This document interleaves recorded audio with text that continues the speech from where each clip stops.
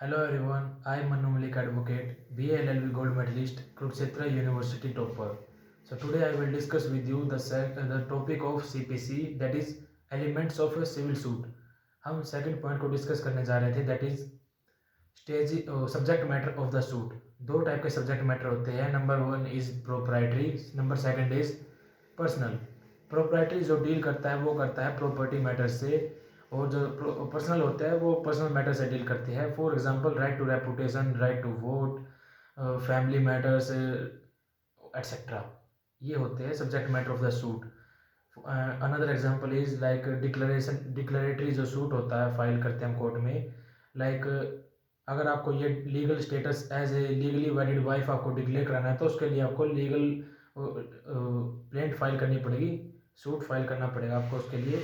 Declaratory suit जब आपको declare करेगी कोर्ट कि आप इन पर्सन की लीगली वैलिड वाइफ है, अगर डिस्प्यूट हो जाता है तो इसको बोलते हैं अपने पर्सनल राइट्स के लिए और पर्सनल सब्जेक्ट मैटर के लिए सूट फाइल करना. तो अब हम डिस्कस करते हैं third elements of a civil suit, that is relief. Relief क्या होता है? Remedy when claimed from the court become relief. जब हम कोर्ट से कोई रेमेडी मतलब कि लेते हैं और कोर्ट उसको ग्रांट कर देती है तो वो रिलीफ बन जाता है. जब तक उसको कोर्ट ग्रांट नहीं करती तब तक वो रेमेडी रहती है. हमारे पास जो सब्सटेंशियल लॉ होता है उसके अंदर काफ़ी सारी रेमेडीज़ हमें प्रोवाइड होती है. उन रेमेडीज़ को जब हम कोर्ट से मतलब कि रिक्वेस्ट करके मांगेंगे तो कोर्ट ग्रांट कर देगी तो वो रिलीफ बन जाएगा. Okay, so whatever remedy has been claimed by party from court will be termed as relief, and whatever remedy is granted by court is called relief. For example, in case of breach of contract, जो breach of contract के cases होते हैं उनके अंदर आप क्या क्या remedy मांग सकते हैं? नंबर वन इज डैमेजेस, जो भी आपके डैमेजेस हुए वो मांग सकते हैं आप. Number two, specific performance of contract. Specific performance of contract आप कॉन्ट्रैक्ट एक्ट के अंदर भी मांग सकते हो, और आप स्पेसिफिक रिलीफ एक्ट के अंदर भी मांग सकते हो, और आप सिविल प्रोसीजर कोड के अंदर भी मांग सकते हो. Number three is injunction. आप इंजंक्शन स्टे मांग सकते हो.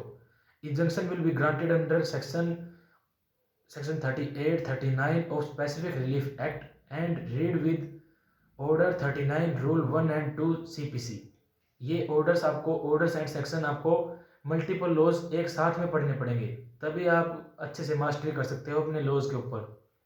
तो ये 3 एग्जाम्पल थे एक ही मतलब ब्रीच ऑफ कॉन्ट्रैक्ट के केस के अंदर जो आप क्लेम कर सकते हो रिलीफ के रूप में, रिलीफ के उसमें काइंड ऑफ में आप क्लेम कर सकते हो. Okay, so you may have many remedies but and what you choose out of them from court become relief. So अब फोर्थ पॉइंट आता है आपका, जो फोर्थ एसेंशियल है सिविल सूट का, वो है proforma defendants. Defendant only for the sake of formality.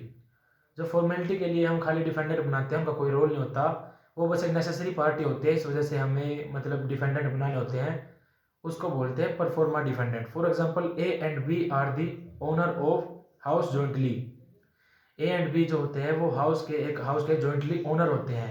C dispose of A and B from the house. C उनको घर से निकाल देता है, ए और बी दोनों को, बट जो ए है वो सिविल सूट फाइल करता है और जो बी है वो सिविल सूट फाइल नहीं करना चाहता.